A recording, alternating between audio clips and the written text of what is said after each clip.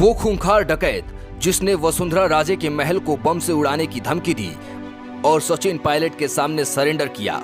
123 से भी ज्यादा संगीन अपराध फेमस है और अब आखिरकार राजस्थान पुलिस ने उसे गिरफ्तार कर लिया है।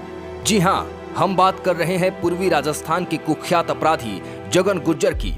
बता दें कि 1 जुलाई को बड़ी कार्रवाई को अंजाम देते हुए चंबल के कुख्यात डकैत जगन गुज्जर को कस्टडी में ले लिया गया है। आरोप है कि जयपुर में हुए हथियार सप्लाई में जगन का हाथ हो सकता है। दरअसल पुलिस अधिकारियों ने बताया है कि अजमेर हाई सिक्योरिटी जेल में जगन अपने भाई पान सिंह से मिलने गया था। मिलने के बाद अजमेर से जयपुर निकल रहा था।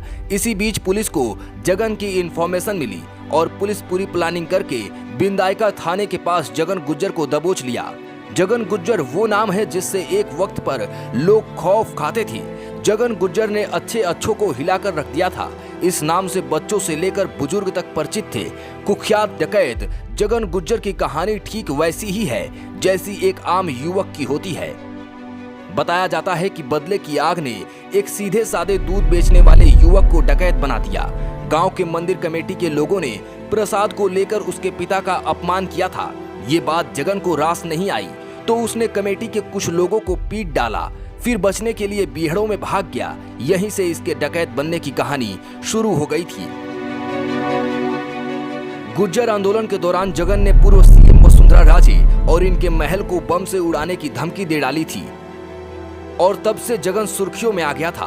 पूर्वी राजस्थान में ये नाम हर किसी के जुबान पर था। जब वसुंधरा राजे सीएम थी तब ही बम से उड़ाने की धमकी दी थी। जाहिर सी बात है, कोई डाकू अगर किसी सीएम को धमकी देगा तो प्रशासन के हाथ पांव फूल जाएंगे।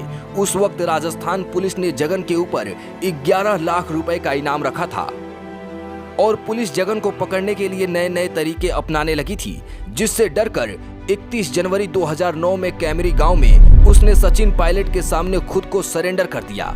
इधर वसुंधरा सरकार जगन के ऊपर एनकाउंटर करवाने वाली थी। उधर आरोप लगे कि सचिन पायलट की वजह से जगन गुज्जर की जान बच गई, लेकिन सरेंडर करने के बाद जगन एक बार फिर चकमा देकर फरार हो गया। लेकिन 2022 में बाड़ी विधानसभा के कांग्रेसी विधायक गिरिराज मलिंगा को धमकी देने के बाद जगन गुज्जर फिर से सुर्खियों में आ गया। इस बार पुलिस ने जगन पर 50,000 रुपए का इनाम रखा। पिछली बार की तरह एक बार खुद से 7 फरवरी 2022 को करौली पुलिस के सामने सरेंडर कर देता है। जिस तरह जगन को राजस्थान से लेकर मध्य प्रदेश तक हर कोई जानता है, उसी तरह इनकी वाइफ कोमेश को भी लोग जानते हैं। बीहड़ों में कोमेश की मुलाकात डकैत जगन गुज्जर से होती है। कोमेश जगन गुज्जर को बचपन से ही जानती थी। कोमेश के पिता की बचपन में ही हत्या हो जाती है, जिसका बदला लेने के लिए कोमेश ठान लेती है। महज 14 साल की उम्र में बंदूक थाम लेती है।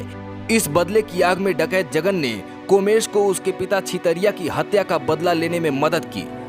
इस बीच जगन और कोमेश को प्यार हो जाता है और शादी कर लेते हैं। साल 2000 के आसपास की बात है, जब कोमेश गर्भवती हुई और प्रसव के दौरान उसकी तबीयत बिगड़ने लगी तो कोमेश को अस्पताल ले जाने की नौबत आ गई। लेकिन डकैत जगन और उसके गिरोह के साथी अपनी जान खतरे में नहीं डाल सकते थे। इसके बाद कोमेश अकेले ही ऊंटों पर जंगलों से निकलकर हिंडौन सिटी पहुंची। कोमेश को रास्ते भर जंगलों में जगन के लोगों और उसके रिश्तेदारों से मदद मिलती रही।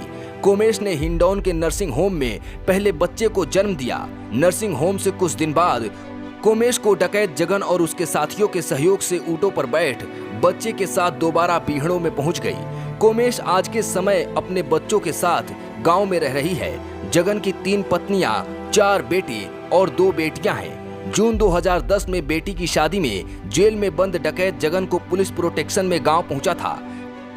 बेटी की शादी में डकैत जगन गुज्जर ने अपराध से दूर रहने की कसम खाई थी। करीब 8 साल जेल में बंद रहने के बाद 6 मार्च 2017 को जगन गुज्जर जेल से बाहर आ गया तो साल 2017 विधानसभा चुनाव में धौलपुर से निर्दलीय प्रत्याशी के रूप में पत्नी ममता को चुनाव में उतारा। चुनाव में पत्नी बुरी तरह हार गई। बौखलाए जगन ने लोगों को धमकाना शुरू कर दिया। जब आतंक बढ़ गया तो पुलिस ने भी दबाव बढ़ाया। फिर एनकाउंटर के डर से जगन गुज्जर ने 19 अगस्त 2018 को तत्कालीन आईजी मालिनी अग्रवाल के सामने सरेंडर कर दिया।